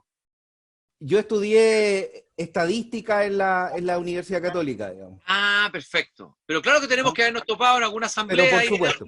Sí. Oye, quiero decirte dos cosas y hacerte una tercera petición. La primera cosa es que yo realmente no te degrado, y no te degrado porque mi pensamiento es muy similar al tuyo. Esa es la primera cosa. Segundo asunto es que creo que los poetas siempre la llevan en los momentos de crisis. Y me dio mucha nostalgia cuando nosotros hablábamos, o tú te referías a la última etapa de la dictadura, etcétera, etcétera, con todo este idealismo que logramos construir en la segunda mitad de la década del 80, y no puedo dejar de citar a un pequeño versito de Nicanor Parra, que dice: retirémonos, excelencia, hasta las putas saben hacerlo a tiempo. Muy bonito. Y entonces, ya que te puse en esa onda, yo creo que los poetas y los escritores tienen mucho que decir en tiempo de crisis, porque tienen las palabras para llamar a la sociedad a una especie de orden, de una obediencia que venga desde el sentimiento, desde el afecto. A mí, yo en este panel generalmente informo cómo va la epidemia, porque claro, soy bioestadístico, y así como cómputo de la Teletón vamos muy mal porque llevamos un mes y tanto de cuarentena y la epidemia no cede. Estamos creciendo la cantidad de contagios a razón de 18% por semana, más o menos. Entonces, en ese contexto, yo te quisiera hacer una petición desesperada, que nos cites un verso o nos inventes un verso para que nuestra sociedad se autocuide y podamos por fin, digamos, persuadirla de que esta ya no es un problema de la autoridad, de la conducción de la autoridad, sino que es un problema de nuestra conciencia, de amar nuestra vida, de amar nuestro territorio, y cómo hacemos entonces para que efectivamente se instale el autocuidado desde la belleza de la literatura, desde la belleza de la lírica. Gracias. Gabriel, bueno, me acabas de dejar muy deprimido con lo que nos acabas de informar. No, pero primero disculpa, es mi panel, es mi papel en este panel, deprimir la gente. Mira, el tema que tú acabas de tocar es un tema, yo estuve a punto de escribir una columna sobre esto y finalmente no la escribí, y no la escribí porque pensé que podía ser muy ruda, y sobre todo pensando en sectores populares donde es mucho más difícil el autocuidado, y obviamente que iba a ser mal interpretada, iba a ser vista como un tirón de oreja a los sectores más vulnerables, a los que a veces uno no puede exigirle permanecer encerrado en condiciones tan terribles de hacinamiento, etcétera. Me imagino que no creo que la sociedad chilena sea la única, a lo mejor tuviéramos que colocar, creo que en Perú ha sido catastrófico, creo que ahí ha habido desobediencia total a la autoridad, tengo la impresión.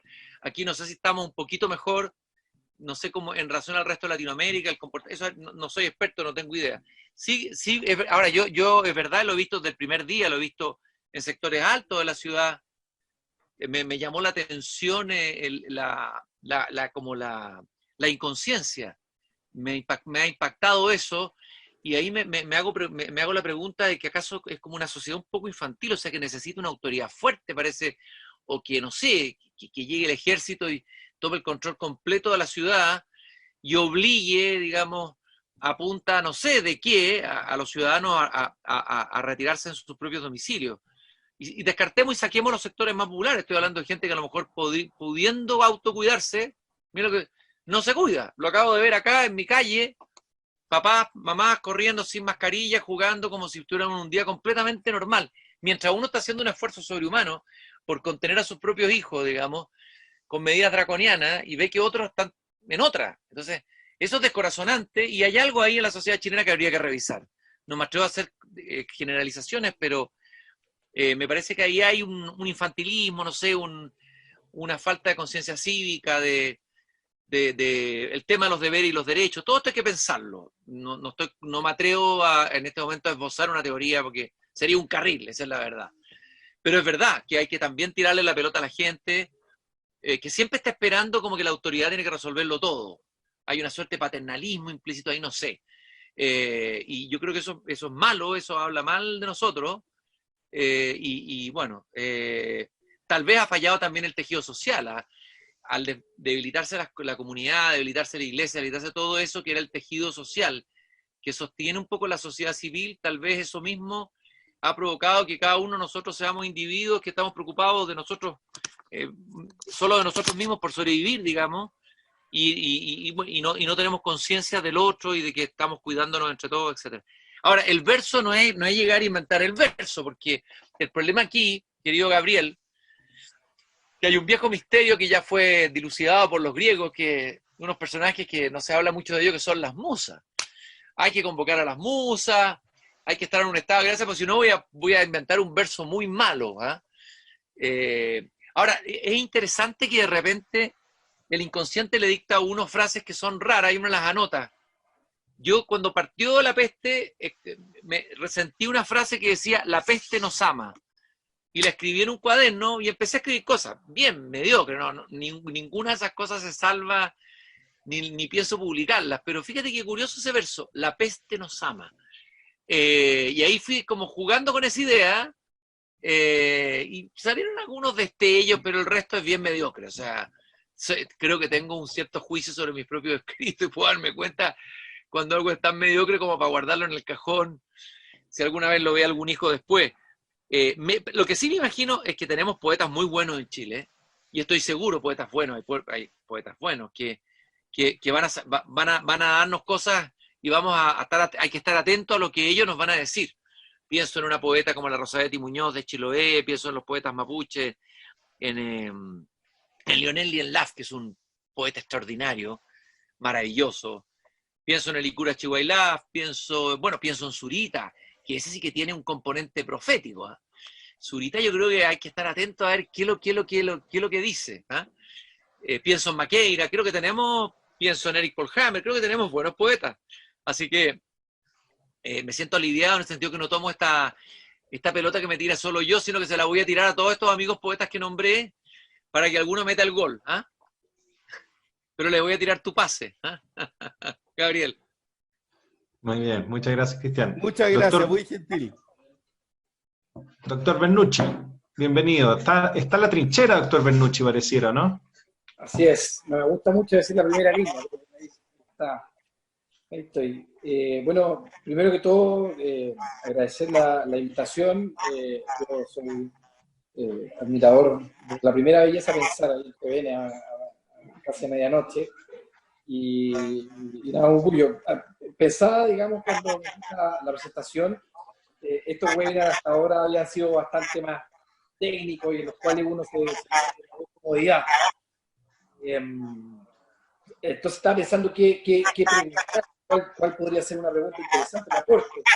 Y en realidad al principio que no se me ocurrió nada, ahora tengo varias preguntas. Y en realidad lo primero tiene que ver más que en el ámbito universitario. La medicina en general, si tú le preguntas a los grandes profesores, doctores, o quizás cuando estás en una reunión, organizando un curso, te dicen la medicina es la ciencia y el arte, te habla sobre el humanismo y la medicina.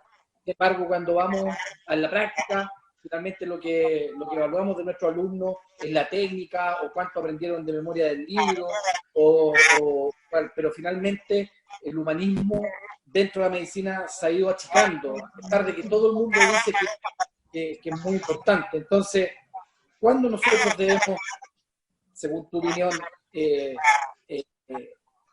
un término como imponer el humanismo? ¿Deberíamos imponerlo a todos nuestros niños, obligarlos como casi se les obliga a imponer este capitalismo feroz, esta competencia? ¿Deberíamos nosotros hacer un trabajo activo por imponer el humanismo? Cuando ya lleguen, por ejemplo, a nuestro de medicina, ¿importe verdaderamente esa importancia? Esa es la primera pregunta. Y la segunda pregunta es, a nadie le tiene dudas de ciertos círculos, ¿no es cierto?, la importancia del humanismo, de las artes sociales en la vida común de las personas. Sin embargo, cuando uno va a leer, y hay algunas declaraciones, por ejemplo, de Juan Sutil, diciendo que tenemos demasiada filosofía y poca matemática, o cuando vemos, por ejemplo, a autoridades del Ministerio de Educación tratando de sacar historia, ¿no es cierto?, y sociales, por poner... ¿Qué es lo que pasa? ¿Qué es lo que pasa con nuestras listas? Que yo tengo la impresión, digamos, de que tú eres bien admirado en ese círculo, pero ¿qué es lo que finalmente, qué es lo que pasa? Porque al igual como nos pasa en medicina, hay este discurso de que todo el mundo dice que es importante el humanismo, la ciencia social, pero finalmente a la hora de la práctica pareciera que todos mueven la cabeza y dicen, bueno, en realidad hay cosas más importantes. José Miguel, un gusto saludarte. Son muy buenas, muy interesantes tus dos preguntas. Y la primera te digo casi que sí, eso de imponer dictatorialmente, porque no veo de otra manera democráticamente poner la humanidad, si uno tiene la convicción que son cruciales, hay que tomar decisiones. A mí me tocó, fíjate, cuando me fui a la Finisterra, me fui a la Universidad del Desarrollo y establecí un vínculo con el decano de la Facultad de Humanidad que tenía una sensibilidad humanista, que era Pablo Vial, y creamos una suerte de Instituto de Humanidades al interior de la Escuela de Medicina. Hicimos cosas maravillosas, la verdad es que hicimos actividades culturales en el Hospital Padre Hurtado, donde era la práctica de los alumnos, en la zona sur de Santiago. Hacíamos intervenciones poéticas dentro de los cursos y metió, yo no sé cómo lo hizo, con forceps, unos cursos humanistas dentro de la malla, tú sabes que es complicado, la malla curricular de los alumnos de la Escuela de Medicina, con mucha resistencia, pero lo hizo. O sea, él impuso, dijo, ahí fue dictatorial, vamos a meter las humanidades, porque él tenía la misma convicción que tú. Y yo me acuerdo de haber hecho un curso que se llamaba con otro escritor y abogado y poeta. El curso era el Hospital de la Transfiguración, así se llamaba. Y por supuesto que llegaban los alumnos de medicina con una cara de 4 metros, tomaban que esto era un chiste, digamos, que le habían puesto en el curso, la resistencia inicial era feroz. Me recuerdo alguna alumna diciendo, pero profesor, si esto no sirve de nada, no me va a servir de nada, y yo tengo que leerme todos estos manuales que me tengo que leer, tengo la prueba el lunes, mamá, usted me está haciendo leer a Chekhov, Dostoyevsky, qué sé yo. Pero esa misma alumna, al final del curso, se me acercó y me dejó una carta, agradeciéndome cómo el curso le había cambiado la vida, incluso la había sacado de una situación depresiva y casi un suicidio. Fue bien impresionante, ¿eh? La alumna más rebelde que tenía yo en el curso. Entonces, los resultados que tuvimos nos costó, pero le pusimos una energía. Habían clases descorazonantes, o sea, a mí me tocó, como lo compartíamos con mi colega, que es un gran profesor de literatura, lo vi transpirar y hubo un momento que lo vi hasta enojarse con los alumnos, y yo le decía, hay que tener calma, hay que resistir, esto es una carrera de largo aliento, no hay que pelearse con él. El peor escenario es empezar a pelear con los alumnos, porque eso va a ser un desastre. Bueno, fue un trabajo arduo, pero tuvimos muy buenos resultados, los cursos fueron bien evaluados, lo hicimos con mucho trabajo, con mucha dedicación, con mucha energía, tratamos de realmente entregar un producto de excelencia.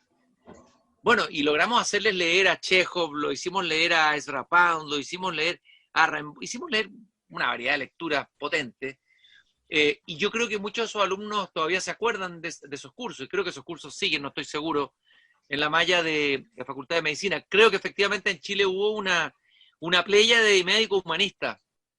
Hay una anécdota que se cuenta del profesor Armando Roa, psiquiatra, gran médico y gran humanista, que él llegaba a las clases, parece que no sé si los cursos de psiquiatría, no estoy seguro en qué año, y lo primero que hacía con los alumnos de medicina, a ver, ¿tú te leíste los hermanos Karamazov? No, entonces te vas a leer los hermanos Karamazov. ¿Tú te leíste? No, te vas entonces, provocaba, ¿eh? Como decir, un médico no puede ejercer como médico si no ha conocido el alma humana, y por lo tanto tiene que haber leído estos libros.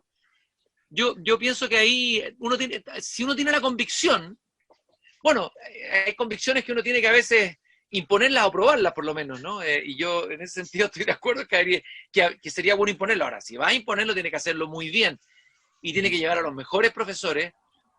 Para mí, el ejemplo modélico es lo que se hizo en el Instituto de Estudio Humanístico de la Facultad de Ingeniería de la Universidad de Chile, en la época de oro, donde hizo clase Nicanor Parra, donde hizo clase Enrique Lin, donde hicieron clases grandes escritores, filósofos como Juan de Dios Vial, bueno, y la gente que estudió ingenieros, se acuerdan de haber tenido a Enrique Lin de profesor, de no haber entendido nada al comienzo, de haber tenido a Parra de profesor, imagínate, y eso marcó un sello y fue una línea editorial en la que se tomó ese camino, pero se hizo algo de verdad de excelencia, al punto que yo creo que ese Instituto de Estudio Humanístico era mejor en un momento que la Facultad de Humanidades, y eso generaba recelo, y generaba envidia, y etcétera, cosas muy típicamente locales, ¿no? Así que eso es lo primero que te puedo contestar. Ya, Peter, la segunda pregunta, recuérdame, dame el pase de qué es lo que fue. De la elite, sobre la elite. Mira, ahí deberíamos preguntarle a Álvaro Góngora, yo le preguntaría a Álvaro, tal vez yo tengo una visión idealizada, pero creo que, por ejemplo, siento que la elite del siglo XIX en Chile fue mejor que nuestra elite del siglo XX en las últimas décadas, en términos de lo cultural y lo humanista. A lo mejor estoy equivocado y estoy idealizando, pero me parecía que yo veo una élite en un país que era mucho más pobre, más precario, que estaba armando, que tiene hitos de entrega, de aporte, hay personajes notables, no sé, desde la creación de la Biblioteca Nacional, que fue un acto colectivo de donación y todo, que fue un hito central en la cultura, la creación de la Universidad de Chile, bueno, etcétera, etcétera, etcétera, etcétera. Me parece a mí que hay una élite chilena que se preocupó de ganar lucas nomás y de pensar que el país se manejaba solamente con la economía. Y creo que eso fue un error garrafal. Garrafal, digamos. O sea, y un abandono, salvo honrosas excepciones, completo de las otras dimensiones de la realidad humana, que son la dimensión cultural, la dimensión política. Y bueno, yo creo que los costos se están pagando de esa superficialidad y de esa casi como ninguneo un poquito, ¿eh? Como decir la humanidad son como un adorno, vamos a llamar al poeta en el momento que estemos todos curados, le damos la palabra al poeta para que haga un brindis, o citamos a lo mejor a alguien, y no sé, porque yo por eso que necesito el auxilio de Álvaro, pero tengo la impresión de que en Chile tuvimos un momento en la historia del siglo XX, pienso en la década del 30, 40, no sé, hubo un momento donde la cultura, las humanidades tenían un papel mucho más, más relevante, tal vez era más elítico, no sé, pero ahí pasaron cosas bien importantes, digamos, por lo menos en el ámbito de la literatura. No sé cómo lo ves tú, Álvaro. El micrófono. Sí, mira, sí. Mira, a mí me tocó entrevistar, hicimos un proyecto Fondesit, que era la generación del año 30, donde estaban, bueno, Armando Roa lo entrevistamos ahí, qué sé yo, pero era la generación de Mario Góngora, de Juan de Dios Vial, de intelectuales de una talla impresionante. Pero a su vez, eso era el mundo intelectual. Pero en el mundo político, el Senado de la República, la Cámara de Diputados, era de gente que tenía una gran talla intelectual también. Eran grandes políticos. Pero, o sea, me tocó a mí, por ejemplo, hacer la biografía, participar en la biografía de Eduardo Frei, la biografía de Jorge Alessandri, y bueno, crear el contexto y estudiar lo que estaba pasando ahí, uno se daba cuenta del nivel de la discusión. O sea, era de gran talla. Los personajes que habían ahí, que no quiero nombrar porque me voy a alargar, pero eran de grandes políticos. Eso se acabó. ¿Y cuándo se acabó? Se acabó en los años 50, 60. Esa fue cambiando después, posteriormente, ya vino el gobierno de Osvaldo y después el golpe, y bueno, ahí cambió definitivamente. Fue una élite política y una élite intelectual, una élite que intelectual todavía siguió, pero políticamente el país perdió mucho. Yo recuerdo una frase que nos dijo en una entrevista que le hicimos a Radomiro Tomic, que él pertenecía a esa generación que había conocido a los Roa, al Vial Larraín, a los Roa, qué sé yo, había conocido eso y decía, el día que llegó la caja maldita. ¿Y cuál es la caja maldita? La televisión. De ahí para adelante él dice, la élite dejó de leer, empezó a leer cada vez menos, la élite política. Entonces hoy día uno se encuentra eso, o sea, si uno revisara las actas de la Cámara, del Senado, de la Cámara de Diputados, lo que se discutía y cómo se discutía, ahí uno se da cuenta que era la élite política y la élite económica, la élite, bueno, los intelectuales siempre estaban en la punta, pero esos dos sectores eran otra cosa. Por ejemplo, el ingeniero de ese tiempo, los que crearon la Corfo, por ejemplo, que el gran proyecto de un lote de ingeniero que se empezó a crear en los tiempos de Carlos Ibáñez del Campo, y en el gobierno, en el segundo gobierno de, ¿cómo se llama?, de Arturo Alessandri Palma. Bueno, era una élite de otra talla. Después de los años 60 es otra cosa. Sí, yo estaba pensando que Eduardo Frei, padre, sí. Eduardo Frei, padre, obviamente, sin querer ningunear a nadie, pero ese libro que escribió Política y Espíritu, ya el título, sí, ¿no? Política, sí. Con un prólogo de ¿quién? De Gabriela Mistral, con sí. quien hay una correspondencia sí. impresionante entre ellos dos. Y tengo una anécdota muy buena de Jorge Alessandri, que me la contó una nieta de él. El día de la elección en que estaba compitiendo con Allende, el año 1970, estaban en la casa de Alessandri, que estaba frente a la Plaza de Armas, en un pasaje ahí, no me acuerdo del nombre, Phillips, exactamente. Phillips. Resulta que empiezan a llegar los resultados, ellos pensaban que iban a ganar, y empiezan a llegar los resultados, estaban todos esperando a ver los que iban a ser los futuros subsecretarios, ministros, se dan cuenta que ya la batalla está perdida y empiezan a retirarse de la casa. Y habían periodistas que querían una versión pública y no había nadie que diera la cara, digamos, por la derrota, ¿no? Como suele ocurrir. Y dicen, ¿dónde está el Tata? Entonces le dicen a esta nieta, anda a buscar al Tata, búscalo. Y parece que tenía laberinto en la casa, lo empezó a buscar, ¿dónde está el Tata? Y al final lo busca en la biblioteca. Y estaba Alessandri, según lo que cuenta ella. Puede que sea una leyenda, pero ella me dijo, yo lo vi esto. Estaba Alessandri leyendo un libro de historia, ponte tú, no sé, historia griega, no sé qué. Y dice, pero Tata, dice, tiene que ir a hablar, ¿y por qué está acá? Le dice. Entonces le dijo, estoy aquí estudiando para entender por qué perdimos. ¿Ah? Y a ella esa frase no se le olvidó nunca. Estoy estudiando para entender por qué perdimos. Con un libro, ¿ya? Claro, uno tal vez idealiza el pasado, ¿eh? Pero también podemos caer en la idealización del pasado.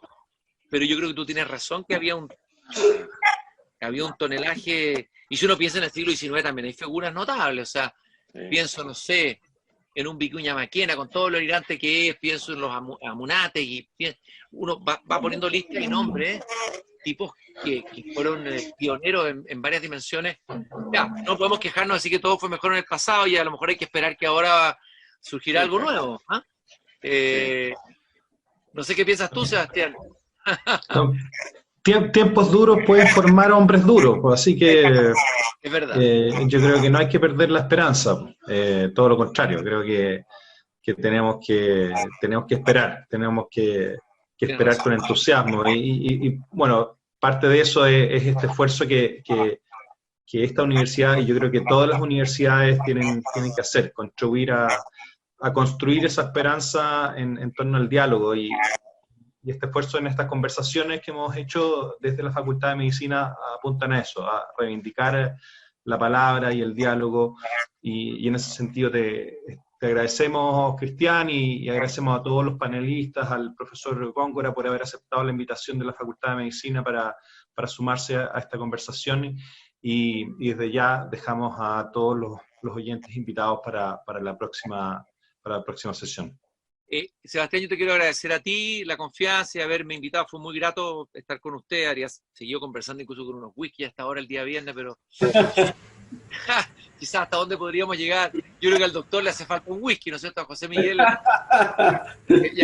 whisky doble, y a Gabriel también, porque a Gabriel también un whisky, porque como dice el Eclesiastés, el mucho saber da dolor, o sea, saber tanto de las cifras yo creo que debe producir un dolor. Así es, angustia mucho. Pero les quiero regalar, tú me pediste un verso, les quiero regalar un verso que para mí siempre ha sido emblemático y siempre cuando puedo lo uso, digamos, para estos tiempos, sumándome a lo que dice Sebastián, digamos, de que los tiempos duros de ahí puede surgir una esperanza aparentemente imposible. Es un verso del poeta Federico Hölderlin, que es una especie de prerromántico, gran poeta alemán, que a mí me encanta, siempre me ha encantado, me fascina como poeta, que dice en el poema Patmos: cercano está el Dios, pero difícil es captarlo. Pero donde crece el peligro, crece también lo que nos salva. Y rescato sobre todo esos últimos dos versos. Donde crece el peligro, crece también lo que nos salva. Con esos versos quería compartir con ustedes. Excelente. Muchas gracias, Cristian, te pasaste. Un abrazo telemático. Eso. Y a todos. Un abrazo, gracias. Muy grata conversación, gracias por la generosidad. Gracias. Un gusto haberme encontrado de nuevo con Álvaro. Escucha que, mira, estas cosas ocurren, son regalos de la pandemia. ¿Viste? Así es. Sí, un agrado. Chao. Bueno, un abrazo. Chao. Muchas gracias. Gracias, Chao. Sebastián. Gracias, Sebastián. Chao, gracias a ustedes.